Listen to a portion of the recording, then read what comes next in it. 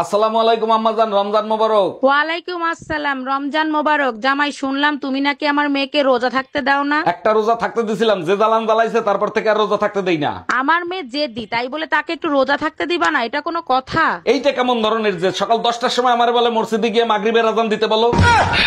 এই টুম্পা, তুমি নাকি ঈদ সালামে দিয়ে আমারে গাড়ি কিনে দেবে, এত টাকা কে দিবে? তোমার বাপ? তার আগে বলো, তোমার বিকাশ নাম্বার 01711449956 না? হ্যাঁ। এবার বলো, তোমার ফলোয়ার কত? 3 লাখের উপরে। সবাই যদি 10 টাকা করে ঈদ সালামি দেয় তাহলে কয় টাকা হয়? 30 লাখের উপরে। সেই টাকা দিয়েই তোমাকে গাড়ি কিনে দিব। ঈদের শুভেচ্ছা রইলো দোস্ত, ঈদ মোবারক। ঈদ মোবারক দোস্ত, শুধু ঈদ মোবারক দিলি, ঈদের দাওয়াত দিবি না? সরি দোস্ত, ভুলে গেছিলাম, ঈদের দাওয়াত রইলো। ঈদের দিন বাসার সবাইকে নিয়ে চলে আসিস। আচ্ছা ঠিক আছে, তুই যখন এত করে বলছিস অবশ্যই সবারই নিয়ে আসবো। ঈদের শুভেচ্ছা রইলো ভাবি, ঈদ মোবারক। ভাই কোথায়? ভাইরে দেখি না। ঈদ মোবারক করুন ভাই, আপনার ভাই বাজারে গেছে, এক্ষুনি চলে আসবে, বসেন। না ভাবি, বসবো না, সময় নাই। বলছি ঈদের কোলাকুলি করবেন না? রমজান শেষ হয়ে পারে নাই, এর মধ্যেই শয়তান বের হয়ে গেল। ঈদের শুভেচ্ছা রইলো ভাবি, ঈদ মোবারক। ভাই কোথায়? ভাইরে দেখি না। ঈদ মোবারক করুন ভাই, আপনার ভাই বাজারে গেছে, এক্ষুনি চলে আসবে, বসেন। না ভাবি, বসবো না, সময় নাই। বলছি ঈদের কোলাকুলি করবেন না? রমজান শেষ হয়ে পারে নাই, এর মধ্যেই শয়তান বের হয়ে গেল।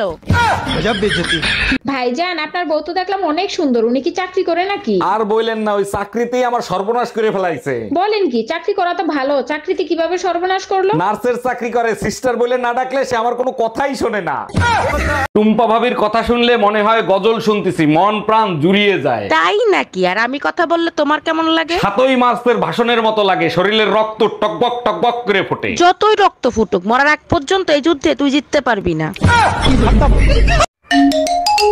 হ্যালো, এই শোনো, তুমি আমাকে নিতে আসো, আমি এখানে থাকবো না। 1 মাসের কথা বলে গেছো, 10 দিনেই মন ভরে গেছে। মা বাবা ভাই বোন সবার সাথে ঝগড়া করে দেখছি। মানে কি? ঝগড়া করে কি দেখছো? তোমার সাথে ঝগড়া করার মজাই আলাদা। বিয়ের পর থেকেই দেখি গবেষণা করো। কি নিয়ে গবেষণা করো? বিয়ের পরে মেয়েরা অশান্তি কেন করে তাই নিয়েই গবেষণা করি। বিয়ের পরে মেয়েরা অশান্তি ইচ্ছা করেই করে। ইচ্ছা করে অশান্তি করে? কিন্তু কেন? ভালো হয়ে থাকলে তো আরো 2-3টা বিয়ে করে নিয়ে আসবা, তার জন্য। ভাবি, আপনার ফোন নাম্বারটা আমারে দিবেন? লেখেন 0 দিয়া 15টা জোতার বাড়ি, 11টা জাটার বাড়ি, 44টা বেলুনের বাড়ি, 99টা গালি, 56 দ্বারাই আপনার নামে মামলা করব। ঠিক আছে ভাবি, আমি সময় মতো হাজিরা দেব। এবার শিক্ষা হয়েছে, পাইছো টুম্পা ভাবির নাম্বার?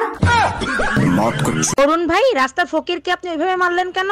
মারবো না তাই সুম্মা দেবো? শালারে 10 টাকা খয়রাত দিছি, শালা আমারে বদদুয়া দেয়। তাইলে ঠিক কাজ করছেন। তা কি বদদুয়া দিছিল আপনারে? শালা 10 টাকা পাইয়া কয় আপনার জানি তাড়াতাড়ি বিয়ে হয়ে যায়।